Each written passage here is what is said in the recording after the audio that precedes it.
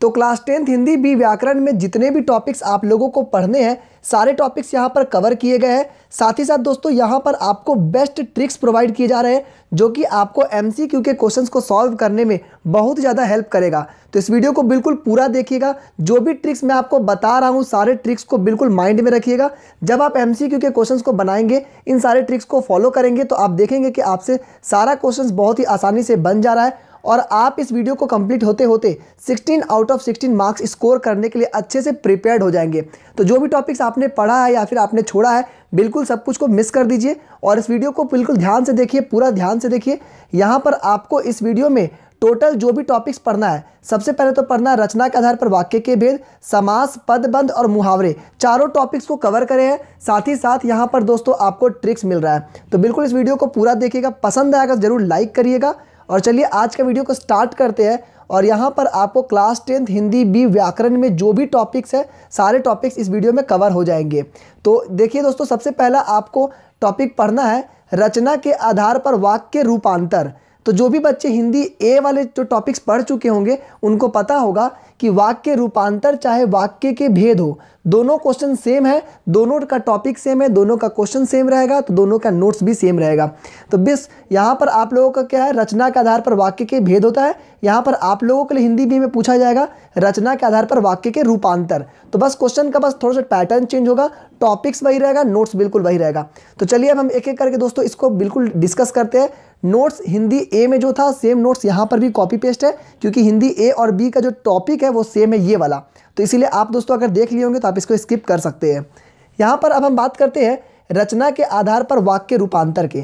तो सबसे पहले यहाँ पर जान लेते हैं रचना के आधार पर वाक्य के कितने भेद होते हैं। तो यहाँ पर टोटल रचना के आधार पर वाक्य के 3 भेद होते हैं।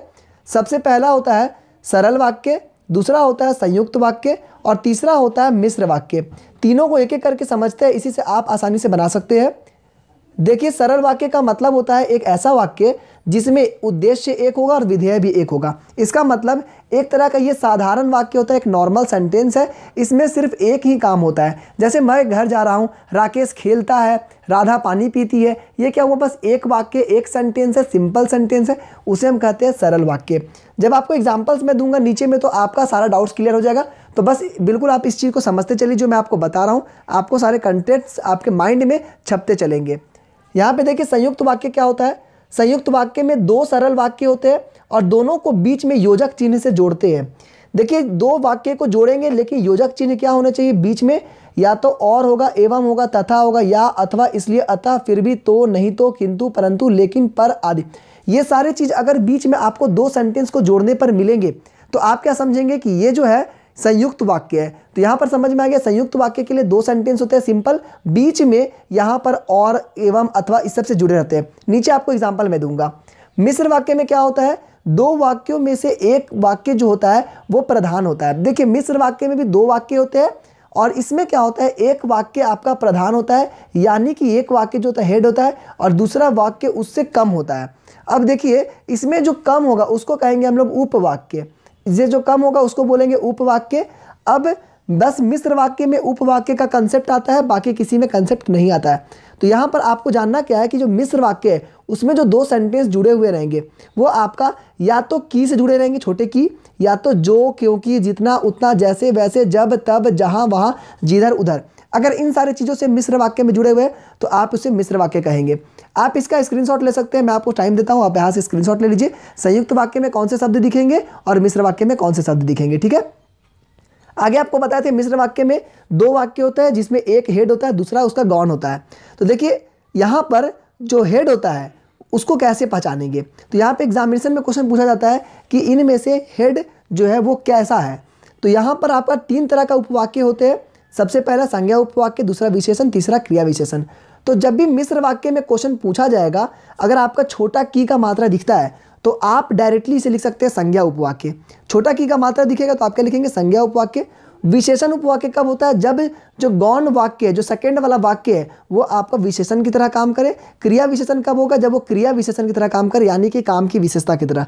तो यहाँ पर आपको बस इतना याद रखना है कि संज्ञा उपवाक्य में छोटी की होती है और विशेषण की तरह काम करेगा तो विशेषण उपवाक्य, क्रिया विशेषण की तरह तो क्रिया विशेषण। आगे एक एग्जाम्पल देखते हैं तो आपको सारे डाउट्स भी क्लियर हो जाएंगे। यहाँ देखिए वाक्य रूपांतर से आपसे क्वेश्चन कैसे पूछा जाएगा। जैसे यहाँ पे सरल वाक्य है, धूप निकलते ही बच्चे खेलने लगे। अब इसका मतलब क्या, ये जो सेंटेंस है ये आपका सिंगल सेंटेंस है, एक ही सेंटेंस है। जैसे कि हम लोग बोलते हैं कि मैं घर जा रहा हूँ, मैं खाना खा रहा हूँ, तो उसी तरह से लिखा हुआ है धूप निकलते ही बच्चे खेलने लगे। तो ये हो गया सरल वाक्य। देखिए सेंटेंस एक ही होगा, लिखने का तरीका अलग होगा। इसी को हम वाक्य रूपांतर बोलते हैं। रूपांतर मतलब कि ट्रांसफॉर्मेशन या तो चेंजेस करेंगे। तो बेसिकली हिंदी बी वाले के क्वेश्चन जो होगा वो रूपांतर से बेस्ड होगा। तो आपको ध्यान रखना है कि किस तरह से हम चेंज कर रहे हैं। तो सरल वाक्य में धूप निकलते ही बच्चे खेलने लगे। हम क्या बताए थे आपको, संयुक्त वाक्य में करना क्या, दो सेंटेंस होगा, बीच में योजक का चिन्ह होगा। तो हम इसे कैसे लिख सकते हैं, धूप निकली और बच्चे खेलने लगे। समझ में आ गया, दो वाक्य कर दिए इसी चीज को, धूप निकली और बच्चे खेलने लगे। यहाँ पर आप देख सकते हैं धूप निकलना एक अलग काम है, बच्चे खेलना एक अलग काम है। दोनों को हम क्या चीज से जोड़ दिए, और से। तो ये बन गया संयुक्त वाक्य। इसी चीज को हम मिश्र वाक्य में कैसे लिखेंगे, जैसे धूप निकली वैसे ही बच्चे खेलने लगे। अब देखिए यहाँ पर जैसे और वैसे वाला काम होने लगा। जैसे धूप निकली वैसे बच्चे खेलने लगे। अब आपको यहाँ पे बताए थे एक प्रधान होता है, एक क्या होता है, गौण होता है। तो देखिए सबसे पहला काम क्या है, जैसे धूप निकली। अरे भाई जब धूप निकलेगा तभी तो बच्चे खेलने लगे। तो सबसे हेड कौन हो गया, हेड तो ये हो गया भाई। हेड इसलिए ये होगा क्योंकि जब अगर धूप नहीं निकलती तो बच्चे तो खेलने नहीं जाते। तो इसका मतलब मिश्र वाक्य में जो ये वाला जो पोर्शन है ये आपका हेड हो गया। तो यहाँ पे आपने क्या देखा कि जैसे ही धूप निकली वैसे ही बच्चे खेलने लगे। तो ये जो आपका जैसे वैसे से हमने जोड़ा, इसे हम कहते हैं मिश्र वाक्य। जैसे वैसे से जोड़े तो मिश्र वाक्य। तो आपको हम एक कंसेप्ट बताए थे कि किस तरह से हम पहचानते हैं, यहाँ पे आपको मिश्र वाक्य में किस तरह से जोड़ते हैं और यहाँ पे संयुक्त वाक्य में कौन कौन से योजक चिन्ह से जोड़ते हैं। आप लोगों का बेसिकली क्वेश्चन क्या आएगा कि मिश्र वाक्य से संयुक्त में जाइए, संयुक्त से जाइए सरल में। तो जब ऑप्शंस देखेंगे तो आप ऑप्शन को आसानी से देख करके पता कर सकते हैं कि कौन सा वाक्य मिश्र में आएगा, कौन सा वाक्य संयुक्त में आएगा, कौन सा वाक्य सरल में आएगा। तो दोस्तों अभी उम्मीद करते हैं कि आपको ये टॉपिक अच्छे से क्लियर हो गया होगा। कोई डाउट होगा तो कोई बिल्कुल भी टेंशन की बात नहीं है। यहाँ पर MCQ का जो क्वेश्चन करवाएंगे उसमें आपका सारा डाउट्स क्लियर हो जाएगा। तो MCQ के क्वेश्चन को बिल्कुल जरूर से कर लीजिएगा, आपका सारा डाउट क्लियर हो जाएगा। आगे देखते हैं समास का। देखिए समास का मतलब क्या होता है, समास का मतलब होता है जब दो या दो शब्द मिल करके एक शब्द बने उसे हम समास कहते हैं। जब दो या दो से अधिक शब्द मिल करके एक शब्द बने उसे हम लोग कहते हैं समास। देखिए जैसे यहाँ पे लिखा हुआ रसोई घर, तो रसोई घर में रसोई और घर दो को जोड़े हैं। तो जो रसोई है वो पूर्व पद हो गया यानी कि पहला पद हो गया, और जो घर है वो उसका उत्तर पद हो गया यानी कि दूसरा पद हो गया। पद समझ रहे हैं, पहला वर्ड हो गया, सेकंड वर्ड हो गया रसोई घर में। तो समास किसे कहते हैं, जब दो या दो से अधिक शब्द मिल करके एक नया शब्द बनाते हैं उसे हम कहते हैं समास। आगे देखते हैं समास के भेद कितने होते हैं। तो दोस्तों समास के टोटल 6 भेद होते हैं। 6 भेदों के मैं आपको बिल्कुल बेहतरीन ट्रिक दूंगा, ऐसी ट्रिक कि आप बस देखते के साथ राइट समास बिल्कुल आप निकाल देंगे। देखिए करना क्या है, सबसे पहला समास का जो भेद होता है वो होता है अव्ययी भाव। अव्ययी भाव समास क्या होता है, एक ऐसा समास जिसमें जो पहला पद होता है यानी जो पहला स्टार्टिंग का होता है वो अ, आ, अनु, प्रति, हर, भर, नी, निर इस तरह के शब्द होते हैं। यानी कि ऐसा शब्द होता है जो बदलता नहीं है। जैसे मान के चलिए अ, आ, अनु, प्रति, हर, भर, निर, यहाँ पे यथा, ये जब बदलता नहीं है इसे हम क्या कहेंगे, अव्ययी भाव समास। आप एग्जाम्पल देखेंगे तो आपको समझ में आएगा कि जैसे यहाँ पे लिखा हुआ यथाशक्ति, तो आपको क्या बोलते हैं, स्टार्टिंग में यथा लिखा हुआ है तो आप बोल देंगे इसे अव्ययी भाव समास। आजन्म, जन्म तक, तो ये भी हो गया आपका अव्ययी भाव समास। प्रतिदिन, तो प्रति भी आपका होता है अव्ययी भाव समास में। यहाँ पे आमरण, तो आ देख करके आप समझ लेंगे बखूबी, खूबी अलग है, ब लगा दिए। आजीवन, जीवन में आ लगा दिए, तो ये क्या समझ में आ रहा है, ये सारा अव्ययी भाव समास हो रहा है। अव्ययी भाव समास में क्या होता है, पहला पद में हम लोग छोटी छोटी चीज़ों को जोड़ करके एक नया शब्द बनाते हैं, इसे हम कहते हैं अव्ययी भाव समास। बिल्कुल आप इसी तरह का 2-3 एग्जाम्पल याद कर लीजिए, इससे रिलेटेड जो भी एग्जाम्पल रहेंगे आप डायरेक्टली आंसर कर लेंगे। आगे देखिए द्वंद्व समास। द्वंद्व समास का मतलब क्या होता है, ये देखिए यहाँ पे आप नंबरिंग देख रहे होंगे तो आप देख रहे होंगे कि यहाँ पे हम पहला दिए हैं, उसके बाद हम 5वां दिए। क्यों ऐसा दिए, क्योंकि मुझे ऐसे टॉपिक्स को पहले पढ़ाना था जो कि आपके माइंड में डायरेक्ट इंटर कर जाए। ऐसे टॉपिक्स जो डायरेक्ट माइंड में घुस जाए वो टॉपिक को मैं पहले ले लिया हूँ। तो यहाँ पे आपने देखा अव्ययी भाव समास, तो आपको देखते के साथ जो याद हो जाएगा। जब आपको याद हो गया अव्ययी भाव समास तो अब आते हैं द्वंद्व समास। द्वंद्व समास में क्या होता है, ये जनरली एक दूसरे का विलोम होता है। ठीक है, जनरली एक दूसरे का विलोम शब्द होता है, हमेशा नहीं होता है, लेकिन इन दोनों के बीच में और का लोप होता है, इन दोनों के बीच में और होता है द्वंद्व समास में। ध्यान दीजिएगा, द्वंद्व समास में और होता है। जैसे कि देखिए दिन रात, तो दिन और रात, जलवायु जल और वायु, माता पिता माता और पिता, तन और मन, नर नारी को क्या लिखें नर और नारी। तो इस तरह के जब दो का जो मिलता जुलता शब्द मिलेगा आप इसे कहेंगे द्वंद्व समास। तो दो चीज क्लियर हो गया यहाँ पर आपका अव्ययी भाव समास, दूसरा क्लियर हो गया द्वंद्व समास। दोनों में तो कोई डिफिकल्टी नहीं होना चाहिए। आगे देखिए द्विगु समास, ये भी इजी है। यहाँ पर आपको पहला जो पद होगा वो नंबर्स दिखाएगा, पहला पद आपको नंबर दिखाएगा तो आप डायरेक्टली इसको आंसर करिएगा द्विगु समास। जैसे चौराहा, त्रिकोण, दोपहर, पंचतंत्र, त्रिफला, त्रिभुज और सप्ताह। यहाँ पे आप समझ रहे हैं कैसे, देखिए 4 है, 3 है मतलब 3 है, 2 है, पंच है, 3 है, यहाँ पे सप्त है। तो यहाँ पे आप देख रहे हैं पहला पद 1 2 3 4 ऐसे कुछ रहेगा तो आप क्या लिखेंगे द्विगु समास। बिल्कुल 3 समास याद हो गया होगा। आगे देखिए कर्मधारय समास, इसके बाद देखेंगे बहुब्रीहि। दोनों समास में देखिए आप लोग बहुत बच्चे कंफ्यूजन होते हैं, बहुत सारे बच्चे गलती करते हैं। तो मैं आपको जो चीज़ बताऊंगा उसको ध्यान से समझिएगा, गलत नहीं होगा आप लोगों का। यहाँ पे देखिए कर्मधारय समास में करना क्या है, यहाँ पर जो है पहला पद जो होता है वो दूसरा पद का विशेषता बताता है, यानी पहला पद विशेषण दूसरा पद विशेष से होता है। कैसे समझेंगे, श्वेतांबर, श्वेतांबर का मतलब श्वेत मतलब कि व्हाइट, तो श्वेत है जो अंबर उसको क्या लिख दे श्वेतांबर। महाराजा मतलब महान है जो राजा। फिर यहाँ पे देखिए नील गाय, नीला है जो गाय। परमानंद, परम है जो आनंद। महात्मा का क्या लिखेंगे महान है जो आत्मा।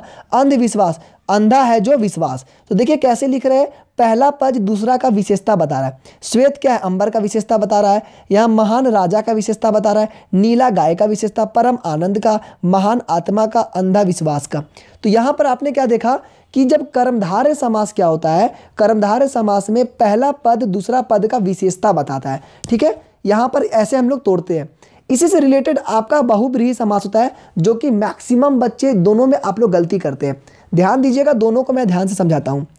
देखिए बहुब्रीहि समास और जो कर्मधारय समास है दोनों बिल्कुल आपको एकदम कॉपी पेस्ट टाइप का लगेंगे, लेकिन आपको देखना क्या है कि उसको हम तोड़े कैसे, आपको अभी मैं समझाता हूँ। देखिए बहुब्रीहि समास में क्या होता है, दो पद मिलकर के तीसरा पद के बारे में बताते हैं। यहाँ पे देखिए जब आपने यहाँ पर देखा था कर्मधारय समास में तो सिर्फ श्वेतांबर के बारे में बात हो रहा है, और यहाँ पर जब क्या होता है, जब बहुब्रीहि समास में दो पद मिल करके सीधा तीसरा चीज़ के बारे में बात होता है। जैसे पीतांबर है तो पीला है जिसका वस्त्र, ये तो समझ में आया। अगर हम पीला है जो वस्त्र, अब यहाँ पे तीसरा आदमी कौन है, कृष्ण जी के बारे में हम बता रहे हैं। उसी तरह से क्या है, चतुर्भुज, 4 है जिसकी भुजाएं, यहाँ पे क्या लिख दे तीसरा में विष्णु, मतलब ये एकदम बिल्कुल अलग चीज को दर्शाता है। जैसे त्रिलोचन, 3 आंखों वाला, कौन है, शिव। दीर्घ बाहु, ये कौन है, लंबी भुजाओं वाला, विष्णु। नीलकंठ, नीला है जिसका कंठ यानी शिव। गजानन, गज है जिसका आनंद। अब देखिए यहाँ पर आपको मैं कुछ बातें बता रहा हूँ, बिल्कुल ध्यान दीजिएगा। एग्जामिनेशन में जब आप लोगों को तोड़ करके दिया जाए और तीसरा पद के बारे में संकेत किया जाए तो आप लिखेंगे बहुब्रीहि समास। अगर तोड़ करके दिया जाए और तीसरा पद के बारे में नहीं बताए तो आप लिखेंगे कर्मधारय समास। दोनों बिल्कुल सेम होगा, लेकिन आपको जैसे कि आप मान के चलिए इसी चीज़ को कैसे लिख सकते थे, नीलकंठ जो है ये दोनों में आता है। कैसे, नीला है जो कंठ, अगर हम लिखते नीला है जो कंठ तो वो हो जाता है आपका कर्मधारय में। लेकिन यहाँ पर हमने क्या किया, नीला है कंठ जिसका शिव, तीसरा पद के बारे में बात कर रहे हैं तो ये बहुब्रीहि समास। डाउट क्लियर हो रहा है। ये डिपेंड करता है आपने इसे तोड़ा कैसे है। अगर आपने इसे तोड़ा है और तीसरा पद की तरफ संकेत दे रहे हैं तो बहुब्रीहि, अगर तीसरा पद की तरफ संकेत नहीं दे रहे तो कर्मधारय। तो जब आपको तोड़ने बोलेगा बहुब्रीहि में तो तीसरा पद की तरफ संकेत दीजिएगा, और अगर आपको बोलेगा कि कर्मधारय में तोड़िए तो आप तीसरा पद की तरफ संकेत मत दीजिएगा। तो ये दो चीज़ आपको अच्छे से समझना चाहिए। आगे है तत्पुरुष समास। तत्पुरुष समास में क्या होता है, उत्तर पद प्रधान होता है, पूर्व पद छिपा हुआ रहता है। देखिए जैसे कि यहाँ पे वन गमन, तो इसको कैसे तोड़ेंगे, वन को गमन। डाक गाड़ी मतलब डाक के लिए गाड़ी। देशभक्ति, देश के लिए भक्ति। गृह स्वामी, गृह का स्वामी। गंगा जल, गंगा का जल। आत्मविश्वास, आत्म पर विश्वास। आप बीती, आप पर बीती। कुल श्रेष्ठ, कुल में श्रेष्ठ। देखिए आपको ये चीज़ तत्पुरुष में जब भी कन्फ्यूजन लगे तो आप एक एक करके हटाते जाइए। देखिए द्वंद्व समास तो आप एक एक करके छाटते जाइए कि यहाँ पर क्या ये अव्ययी भाव है, अगर अव्ययी भाव नहीं है तो सीधा नेक्स्ट चले जाइए। क्या ये द्वंद्व है यानी दो है? नहीं है। नेक्स्ट जब देखिएगा द्विगु है क्या, तो द्विगु में तो नंबर्स होना चाहिए, ये भी नहीं है। तो अब और आगे जाइएगा, फिर देखिएगा कर्मधारय में आपको बताया किस तरह से तोड़ते हैं। तो अगर इस तरह से नहीं टूटा है तो फिर बहुब्रीहि तो होगा ही नहीं, कहीं कि कर्मधारय और बहुब्रीहि लगभग सेम होता है, लगभग। तो तत्पुरुष समास आप इसको ऐसे कर सकते हैं। कुछ एग्जाम्पल्स माइंड में रखिएगा, तो आप एग्जामिनेशन जब क्वेश्चन देखेंगे तो एग्जाम्पल से रिलेटेड आप इसका आंसर कर सकते हैं। आगे का दोस्तों आपको समास पढ़ना है। सॉरी, यहाँ पे आपका मिस्टेक हो गया है, समास नहीं, यहाँ पे आपको पदबंध पढ़ना है। पदबंध पढ़ना है तो पदबंध का मैं आपको कुछ ऐसे चीज़ें बताऊंगा, ट्रिक्स बताऊंगा कि आप आसानी से पदबंध को पहचान सकते हैं। देखिए पदबंध में सबसे पहले जानिए कि पद होता क्या है। तो देखिए जो शब्द होता है यानी कि कोई वर्ड होता है, वो शब्द अगर अकेले लिखा हुआ है तो उसे हम शब्द कहेंगे। अगर वही शब्द किसी सेंटेंस में लिखा हुआ है तो उसे हम कहेंगे पद। अगर शब्द अकेले लिखा हुआ है तो हम उसे कहेंगे शब्द। अगर वही शब्द अगर हम लिख देंगे किसी सेंटेंस में तो उसे हम कहेंगे पद। समझ में आ रहा है ये चीज़? तो अब देखिए जब पद हो, जब किसी शब्द को हम सेंटेंस में लिख दिए तो वो तो बन गया पद। तो यानी कि वो व्याकरण के नियमों में बंध गया है। अब वो व्याकरण के नियमों में बंध गया है, अब उसमें सारे व्याकरण के रूल्स काम करेंगे। जब अकेले शब्द रहेगा तो उसमें व्याकरण के रूल्स तो काम करेंगे नहीं, जब ये सेंटेंस में चलेगा तो इसमें व्याकरण के रूल्स सब काम करेंगे। अब देखिए पदबंध को हम लोग जानते कैसे हैं। जैसे यहाँ पे आपको दिया हुआ है, ज़्यादा पढ़ने वाला छात्र प्रथम आया। ज़्यादा पढ़ने वाला छात्र प्रथम आया। अब यहाँ पे एक सेंटेंस को आपको अंडरलाइन कर दिया जाएगा, बोलेगा इसका पदबंध बताइए। तो देखिए ये जो ज़्यादा पढ़ने वाला छात्र है, देखने में आपको यहाँ पे 4 शब्द लग रहा है, लेकिन पद का बारे में बात करें तो ये सिर्फ एक चीज़ के बारे में बात हो रहा है। यहाँ पे किसी एक ही व्यक्ति के बारे में बात हो रहा है कि वो प्रथम आया, है ना। तो ज़्यादा पढ़ने वाला छात्र, एक ही व्यक्ति के बारे में बात हो रहा है कि वो प्रथम आया, तो इसे एक पद कहेंगे। अब देखिए इसका पद का परिचय हम लोग कैसे करेंगे, यहाँ पे सॉरी पदबंध कैसे करेंगे। तो देखिए पदबंध में आपने देखा कि ये जो लिखा हुआ है ज़्यादा पढ़ने वाला छात्र है, तो सबसे पहले तो जो अंडरलाइन किया हुआ है उसके सबसे लास्ट वर्ड को देखिएगा। सबसे लास्ट वर्ड को देखिएगा, वो चीज़ आपको संज्ञा दिख गया तो आप डायरेक्टली लिख दीजिएगा ये संज्ञा है, ठीक है, संज्ञा पदबंध है। आपको आगे मैं एग्जाम्पल दूंगा तो आपको और भी आसानी से समझ में आएगा। यहाँ पे देखिए जैसे संज्ञा पदबंध है। संज्ञा पदबंध में क्या होता है, जब पदबंध संज्ञा की तरह काम करे। एग्जाम्पल देखिए, अयोध्या के महाराजा दशरथ के 4 पुत्र थे। तो अंडरलाइन किया हुआ सेंटेंस को देखिए, आपका यहाँ पे दशरथ तक किया हुआ है ना, दशरथ तक। तो ये जो दशरथ है ये कौन है, ये तो आपका संज्ञा है, तो इसका मतलब ये हो जाएगा ये आपका संज्ञा पदबंध हो गया। आगे देखिए विशेषण के बारे में। तो विशेषण पदबंध में देखिए, तेज चलने वाली गाड़ियाँ प्रायः समय से पहुँचती है। अब देखिए यहाँ पर ये जो अंडरलाइन है बस ये वाली तक है, गाड़ी तक नहीं है। ध्यान दीजिए गाड़ी तक नहीं है। अगर गाड़ी तक रहता तब आप तो इसको संज्ञा पदबंध में चला जाता, लेकिन ये गाड़ी के बारे में नहीं हो रहा, सिर्फ तेज चलने वाली के बारे में बात हो रहा है। तो ये जब तेज चलने वाली का मतलब क्या हो रहा है, ये गाड़ी का तो विशेषता बता रहा है। तेज चलने वाली मतलब ये गाड़ी का विशेषता बता रहा है, भाई वो गाड़ी जो तेज चलता है। तो ये हो जाएगा विशेषण पदबंध, ठीक है। अंडरलाइन बस ध्यान देना है कहाँ तक जा रहा है, तो ये बस इसके बारे में बात कर रहा है, ये तो गाड़ी का विशेषता बता रहा है, तो ये हो जाएगा विशेषण। आगे देखिए सर्वनाम का, जब पदबंध सर्वनाम की तरह काम करे, जैसे शरारत करने वाले छात्रों में से कुछ, लास्ट वर्ड देखिए कुछ कहाँ तक जा रहा है, ये किसके बारे में बेसिकली बात कर रहा है, ये बात कर रहा है कुछ के बारे में, कि भाई जो शरारत कर रहे थे उनमें से कुछ पकड़े गए। तो वो जो कुछ है तो वो क्या है, तो कुछ मतलब कि क्या हो गया, ये हो गया आपका सर्वनाम। ये संज्ञा के जगह पर लाया गया शब्द है, इसे कहेंगे सर्वनाम, इसे हो गया सर्वनाम पदबंध। आगे है क्रिया पदबंध को कैसे पहचानेंगे। मुझे मोहन छत से दिखाई दे रहा है। अब भाई तो दिखाई दे रहा है, तो काम देख करके समझ में आ रहा है कि ये क्रिया पदबंध होगा। ये तो देख करके लग रहा है कि काम हो रहा है तो क्रिया पदबंध हो जाएगा। आगे है अव्यय पदबंध। अव्यय में क्या होता है कि ऐसा पदबंध होता है जो बदलता ही नहीं है। जैसे सुबह से शाम, आप लड़का के लिए लिखे चाहे कोई भी सेंटेंस में लिखे, इसको नॉर्मली ऐसे ही यूज़ करते हैं। सुबह से शाम, दिन से रात, इस तरह के जो शब्द होते हैं वो बिल्कुल फिक्स्ड होते हैं, है ना। ना तो ये संज्ञा में आएंगे, ना तो ये सर्वनाम में आएंगे, ना तो ये विशेषण में आएंगे, ये आपका बिल्कुल फिक्स होते हैं। इसी तरह से इसको यूज़ करते हैं, उसे हम कहते हैं अव्यय। अव्यय का मतलब ही होता है वैसा शब्द जो बदलते नहीं है, ठीक है। तो यहाँ तक आपका पदबंध का आई होप कि बहुत सारी चीज़ें आपको समझ में आ गई होगी और बहुत सारी बातें जो आपको यहाँ पे ट्रिक्स की तरह से समझ में आ रही होगी। चलिए आगे देखते हैं मुहावरे का। देखिए मुहावरे का तो ऐसे कोई ट्रिक्स होता नहीं है। आपको मुहावरे में सबसे बेसिकली क्या करना है, जितना ज़्यादा से ज़्यादा हो सकता है वो मुहावरे के MCQ को करिए, सबसे पहला काम। दूसरा काम क्या है कि मुहावरे में सबसे पहले जो 4 ऑप्शंस दिए रहेंगे उन चारों ऑप्शंस में से आप छांटते चलिए कि सबसे सटीक आंसर कौन सा लग रहा है, कौन सा जो आपको बिल्कुल जच रहा है, बिल्कुल भा रहा है, लग रहा है कि बिल्कुल करेक्ट है, वही राइट आंसर होगा। क्योंकि यहाँ पर आपको मुहावरे के ट्रिक्स तो कुछ ऐसे होते नहीं, आपको जनरली याद करना पड़ता है।